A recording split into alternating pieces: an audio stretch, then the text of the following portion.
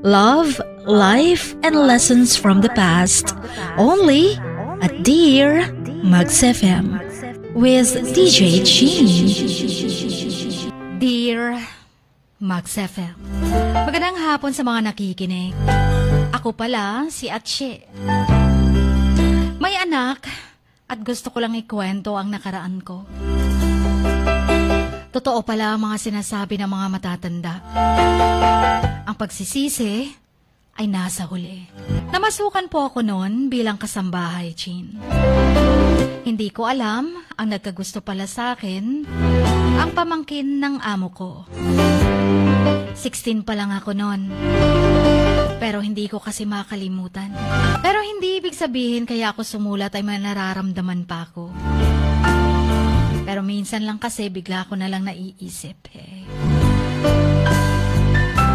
May boyfriend kasi ako noon, taga-Bukid siya. Siya pala, si Tar. Si Tar ang aking nagustuhan. Pero heto na naman ang pamangkin ng amo ko, nanliligaw. Siya pala si Kuya Ronnie. Kuya Manggod akong tawag niya, Chin. Magulang siya sa akua.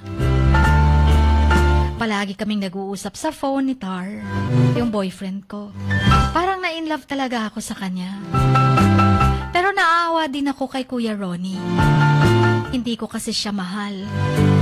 Kahit konti, wala siya sa puso ko, Chin. Hindi naman ako maganda. Pero ewan ko ba kung bakit nagkagusto sa akin si Kuya Ronnie. Sinabi niya sa akin na siya na lang daw ang pipiliin ko para maging maganda ang buhay ko or buhay naming dalawa kung sakaling siya ang pipiliin ko.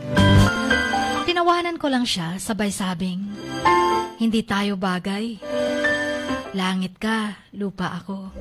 Sinabi niya sa akin sumama daw siya or sasama daw siya sa akin sa lugar namin. Then tinawagan ako ng auntie niya, ang amo ko. Sabi niya, maglinis ka na, Inday. Inday ang tawag niya kasi sa akin, Jean. Sabi ko, oo. Ate Jean. Sabi ni Kuya, ako na lang. Si Kuya ang nagluto ng kanin at ulam. And then, nasa kwarto ako nun. Kumatok si Kuya sa pintuan. Sabi niya, kain ka na. Nakikita ko kasi kay Kuya Ronnie na totoo ang nararamdaman niya para sa akin. Pero wala talaga akong maramdaman para sa kanya. Si Tar ang mahal ko. Kaya iniwasan ko si Kuya Ronnie. Umuwi ako sa lugar namin. Until sa may isang lalaking sumunod sa akin. Hindi ko siya kilala. Sabi niya, Miss, mangayo kog number ni mo, bi. Engon na ako, wala ko'y number. Pero sumusunod talaga siya, Chin. Sabi niya pa, sige na please. Sabi ko naman, or sabi niya, ako pala si Jer. Ikaw? Sabi ko naman si Ice. Hiningi niya na naman ang number ko kaya binigay ko na. Ang kulit niya. Tawag ng tawag sa akin. And then nanligaw siya. Pero sabi ko, may boyfriend na ako. Pero ang sabi niya, wala akong pakialam. Basta gusto kita. Chin, umiwas nga ako kay Kuya Ronnie. Pero itong si Jer makulit. Sabi ko, bahala ka. Niyaya niya ako magkita kami sa Oval Plaza, sa Jensen. Sabi ko, sige, kita tayo. Nung pupunta na sana ako sa Oval Plaza, tumawag siya agad. Sabi niya, hindi na pala tayo makikita ngayon kasi may importante akong lakad. Sabi ko naman, okay lang. Pero parang nasaktan ako. Nagalit ako. Sabi ko pa, hindi ka pala matinong kausap. Nung tumawag siya, hindi ko na sinagot ang tawag niya.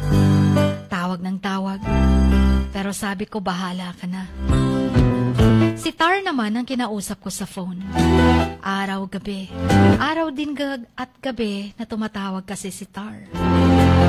Pero heto naman si Jer, tawag ng tawag. Hanggang sinagot ko. Sabi ko, hingi ako load. Sabi niya, sige. Sorry na kung hindi natuloy ang pagkikita natin. Pero sabi ko, okay lang. Basta ang load ha. Sige na, bye. Chin, wala akong nararamdaman kay Jer. Ginawa ko lang siya bilang loader. Nang nakita naman kami ni Tar, hindi ko alam nandun pala si Jer. At galit na galit si Jer. Isa daw akong sinungaling na tao. Wala akong ibang sinabi kundi, sorry. Pumunta si Tar sa amin. At nagsama na kami. Kinuha ko ang mga gamit ko sa amo ko noon. Nandun si Kuya Ronnie. Hindi niya ako pinansin. Pero lumapit siya sa akin, sabay sabing, sana'y masaya ka na, Ice. Umalis ako sa kanila at nagsasama na kami ni Tar. Or ni Tar.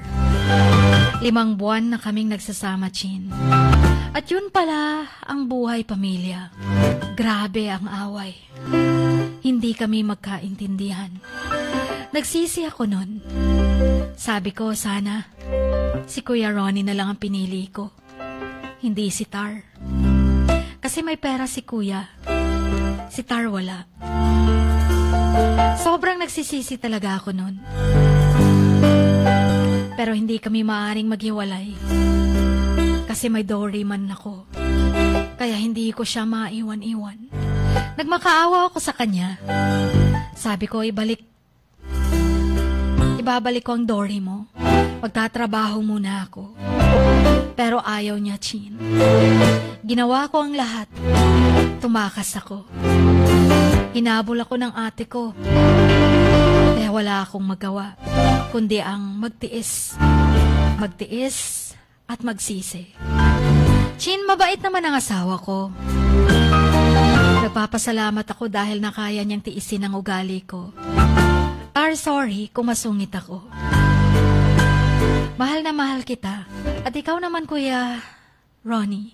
Sorry din. Ikaw, Jer. Sorry kung niloko kita. Pinaasa. Alam ko namang masaya ka na ngayon sa piling ng mga anak mo at asawa. At sorry kung sinungaling akong tao. Sana'y mabasa niyo, Chin. Hanggang dito na lamang ang inyong Kamags. Atche.